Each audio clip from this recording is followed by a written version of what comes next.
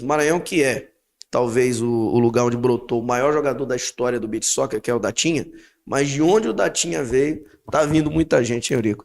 Trabalho importante. Queria que você falasse desse momento seu hoje, como profissional, dedicado ao beach soccer, tendo a parceria com o maior clube do estado, que é o Sampaio Corrêa, que já tem conquistas no futebol de campo, hoje é 32º do ranking, e no beach soccer já tem, em tão pouco tempo, conquistado tantos títulos importantes. Bom, Lécio, primeiramente eu queria agradecer ao presidente Sérgio Frota pela confiança depositada no trabalho da Federação Maranhense Beach Soccer. Eu acho que isso tudo tem sido muito importante e fez com que o beach soccer do Maranhão crescesse.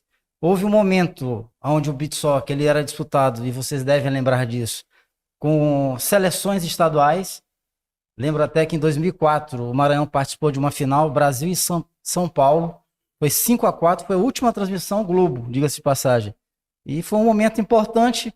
Naquele momento era muito voltado a seleções estaduais, como já foi dito. E aí houve uma reconfiguração dos projetos de beach soccer, onde surgiu o Sampaio Corrêa, e só surgiu em função do presidente Sérgio Frota ter acreditado.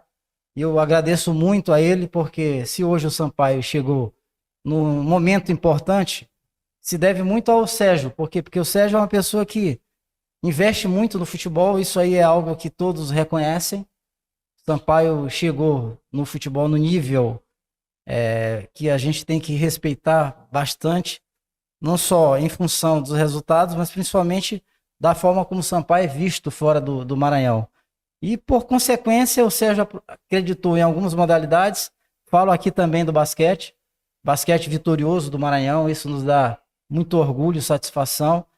E o beach soccer é um trabalho que a gente vem fazendo já há muito tempo, muito tempo. Eu acho que os frutos que o beach soccer maranhense está tendo é realmente em função da continuidade no trabalho. Claro que é o que o Sérgio falou, as dificuldades são muito grandes, mas a gente não está aqui para falar em dificuldade, a gente está aqui para falar no que pode ser feito. Pensando a nível nacional, eu como gerente de beach soccer da CBF, a CBF tem ao longo desses 2 últimos anos apoiado o beach soccer, e quando eu falo apoiar, é fazer com que o Brasil, falando em seleção brasileira, seja a seleção masculina ou a feminina, possa jogar as competições. O que a gente precisa é isso. E a gente tem tido esse apoio da CBF. É um momento importante, pensando no beach soccer da seleção. Daqui a alguns dias nós viajaremos para a Espanha, terá uma competição importante na Espanha. Logo em seguida iremos para Neom, na Arábia Saudita, e por fim iremos para Dubai disputar a Copa Intercontinental, que são competições fundamentais em função de quê? Ano que vem nós temos uma Copa do Mundo, do dia 15 ao dia 25 de fevereiro em Dubai, e o Brasil precisa jogar com a escola europeia, asiática, que não adianta a gente jogar apenas com seleções da América do Sul. A gente precisa competir e jogar com as seleções que estão dentro de um ranking internacional, estão acima das seleções sul-americanas, exceto o Brasil. Felizmente o Brasil voltou a ser o primeiro do ranking, Isso nos dá bastante satisfação de que o trabalho está sendo feito da maneira como é o correto. E o grande objetivo, falando de seleção, é ano que vem a gente reconquistar o título de campeão do mundo, que é verdade que algumas Copas do Mundo que já ocorreram, o Brasil não conquistou o título. Mas a confiança é grande de que ano que vem a gente vai voltar a ser campeão. E por consequência, o que nos deixa também muito feliz, falando de seleção brasileira, é saber que hoje muitos atletas do Maranhão jogam na seleção. Isso que eu ia te falar, sabe por quê? Até não te interrompendo, mas Pois não, também que é colocando mais um detalhe importante, presidente. O Sampaio foi vice-campeão da Taça Libertadores e, se a gente analisar, jogou praticamente com o time reserva. Exatamente. Porque a maioria dos jogadores não pôde vir jogar Libertadores porque tinha contrato lá no Beach Soccer Europeu. Bem, aí, entendeu? Aí se revela um jogador como Pois é, não sei se ele tá na seleção exatamente. Tá, Ó, ele tá. a gente indo pra Pinheiro, Cajapió, com todo respeito, que o Urupu ele vai pra Dubai, pra coisa.